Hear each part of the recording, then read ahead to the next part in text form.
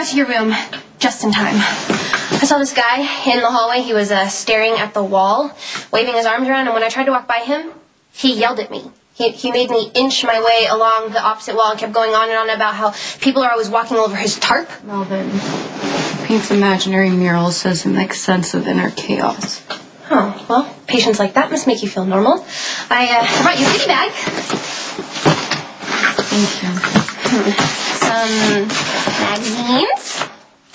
And some trashy novels. I read this one. I dog-eared some pages for you.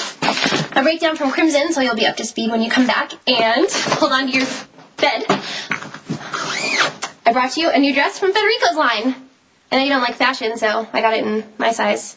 Figured you could just hang it. Remind you of the exciting world that's waiting to welcome you back. Don't you think I look insane in this? Freudian slip. Sorry.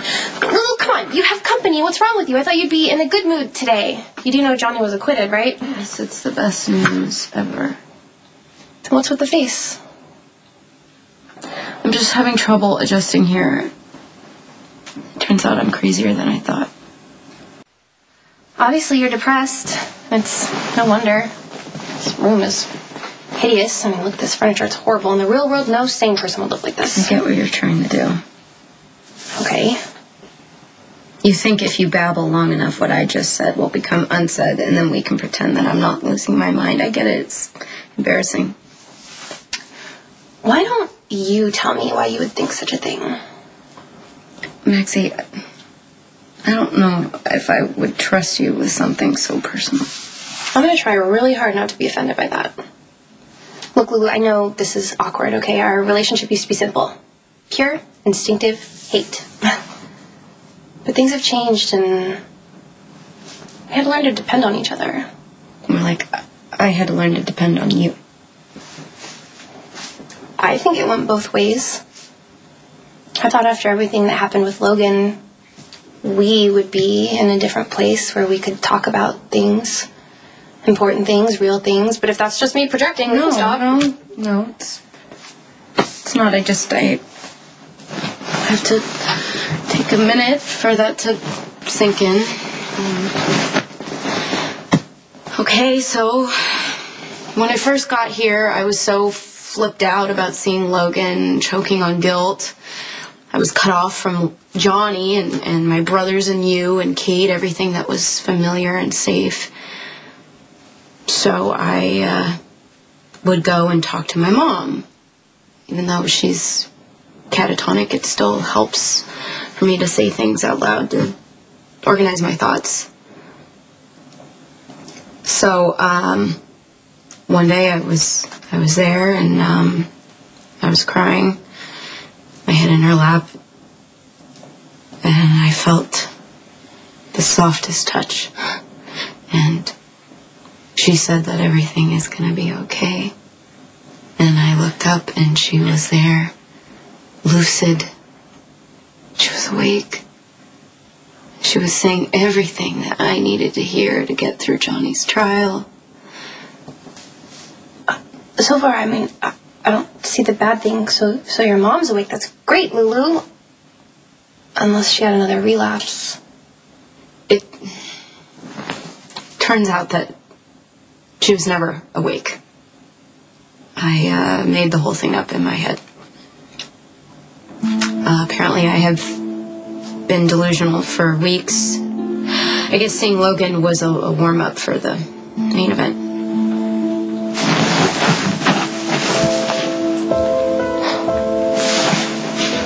I have no idea why I just did that. I'm sorry. No, it's okay. Well, I'm done. I'm really sorry, Lulu. I didn't realize the hell you've been going through, but at least you know now, right? And you can get help. You sound exactly like Nicholas putting a positive spin on everything. No, I'm just trying to be realistic as I see it. You've got two choices. You can give up and stay locked in here with people who get upset over murals that don't even exist. Or you can take the help and get out of here and enjoy what life's really all about. I mean, God, Lulu, think about everything you're missing. You have Johnny, this great guy who loves you, one of the most fantastic jobs on the face of the planet, and the opportunity to irritate me on a daily basis. I don't see what could be more of an incentive than that. So it's settled. You'll just concentrate on getting better and get out of here and come back to work. So I should go because the doctor said that I shouldn't stay too long. I don't want them to kick me out. But, you know, if you need anything, just give me a call on my cell phone. Maxie, for somebody that I can't stand on a regular basis, you turned out to be a pretty good friend. I know. It's weird, right?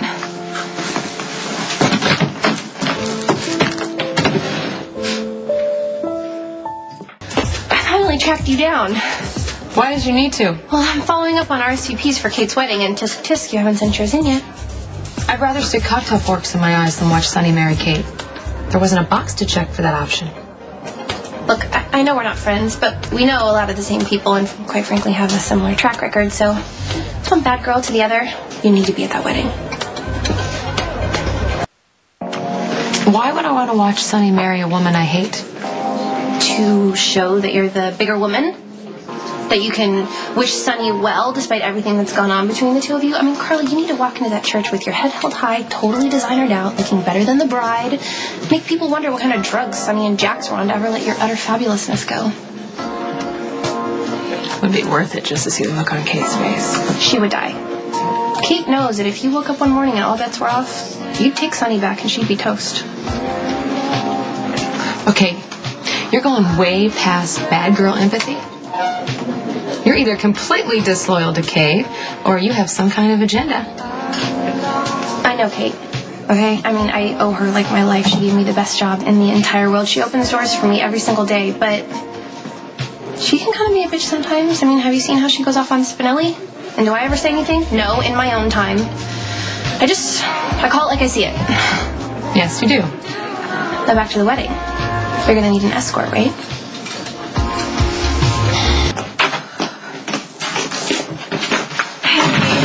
Day. I went to go visit Lulu at Shady Brook. Oh, is the original blonde one? Oh, she takes my advice. She should be fine, although anything would be an improvement. So then I went to the Metro Court to track down Carly. Are you ready? Not only did I convince Carly to come to Sonny and Kate's wedding, but I talked her into bringing Jason. So not only will Sonny feel supported, but he won't go over the deep end, which should increase the chances that Crimson will survive, and that'll help my glowing fashion career. Yeah, the Jackal is awed by your persuasive power and your remarkable, though convoluted chain of reasoning, but I detect a flaw in your logic. Are you kidding? Well, the Valkyrie's not known for her subdued personality or self-control. In fact, at times it's even impossible for Stone Cold to contain her. So you think Carly will slow boil until she erupts and ruins the wedding? I think there's a better chance than not. But that would be a disaster. My point exactly. Okay, well, it's too late to stop the train, so I should just cover my tracks. Was that a pun? Good job. It doesn't matter. Kate can't know that I had anything to do with Carly coming to her wedding.